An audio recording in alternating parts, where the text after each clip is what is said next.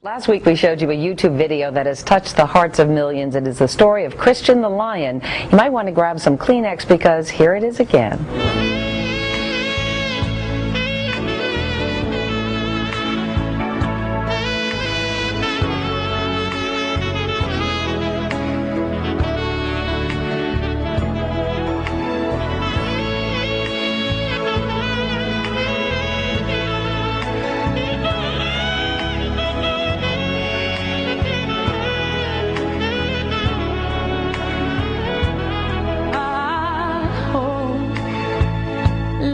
Treat you kind, and I hope you have all you dreamed of,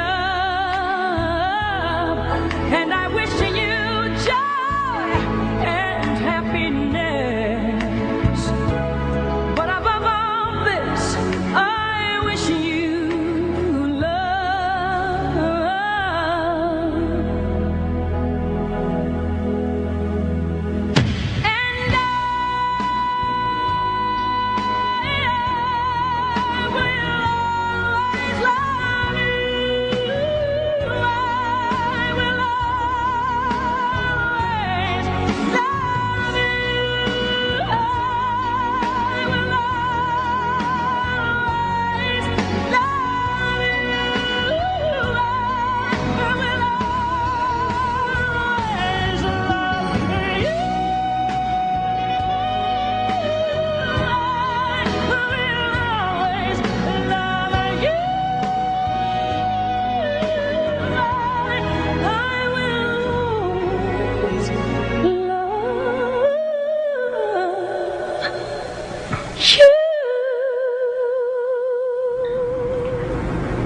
And John Rendall and Ace Bourke were the guys in that video. They are in Sydney, Australia. Gentlemen, thanks for being with us. And I got to tell you up front, I was one of those people who wept like a baby when I saw that video, one of millions. Are you surprised by what a sensation this has become on the web?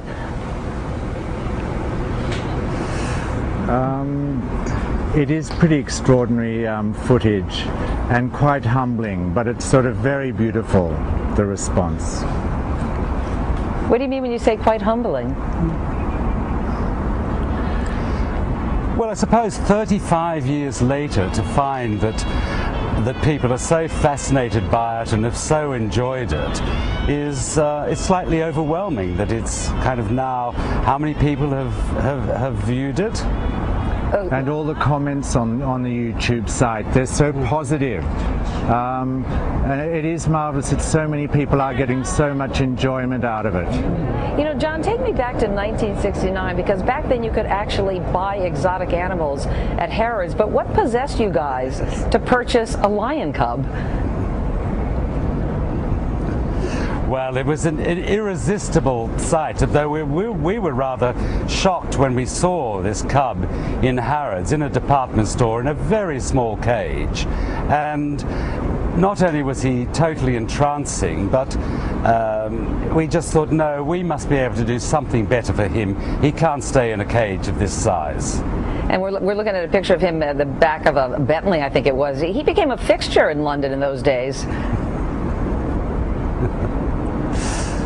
Well, I think we were living in the world's end. We were working in a pine shop, which was very trendy furniture shop at the time, in a very trendy part of London, the end of the 60s, beginning of the 70s. It was a very creative, very exciting time to live in London, and it almost seemed natural to have a lion and to have him sitting in the back of the car going up and down the King's Road.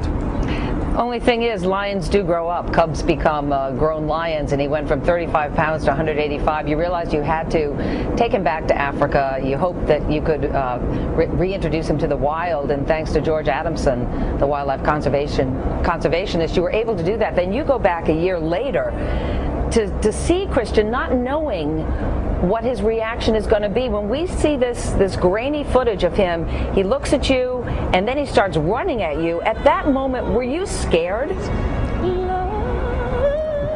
No, not at all. We had such a beautiful relationship with him, and there was such trust between us and such love. So, and he ran towards us with such love and excitement in his eyes, and we felt exactly the same way. We were just so excited to see him looking so big and healthy, and that the story had just turned out so beautifully when it could have had a very different ending. So you can see in that clip his body language. You know, when he first starts seeing us, he's looking, is it us, is it us? And then suddenly he says, right, this is them, and then down he comes. And there was not a moment that we ever doubted that it was going to be a wonderful greeting. There was, you know, certainly no, you know, people said, weren't you ever scared or thought it might be in any way different? We never doubted it, and I think that's what you see in the footage. Yeah, but you didn't know whether the wife... and heavy. Yeah. You didn't know whether his wife might see as lunch meat, though. Oh, no. Meredith, no. Well, no. Could have happened, guys, you know. When was the last time that you saw Christian? It was 74 was the last time we saw him, and by which time he was double that size, still recognized us. He was with wild lionesses. He had a litter of cubs, and his genes have been passed on back into the wild. And after that time we saw him, he was never seen again. It was like a final farewell. I've done it. He was completely integrated back into the wild. And John, I know that you're involved in conservation. What do you hope that people will take away from this YouTube experience? Well, we both, we've both kept in touch with all the people who were involved in Christian's life and helped us raise him, or were with us when we raised him.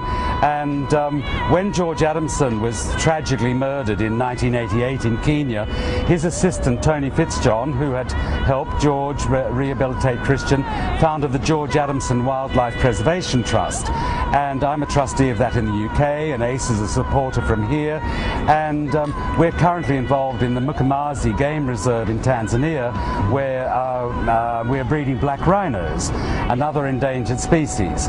And that project has been very successful, and it will be gazetted as a national park as the process.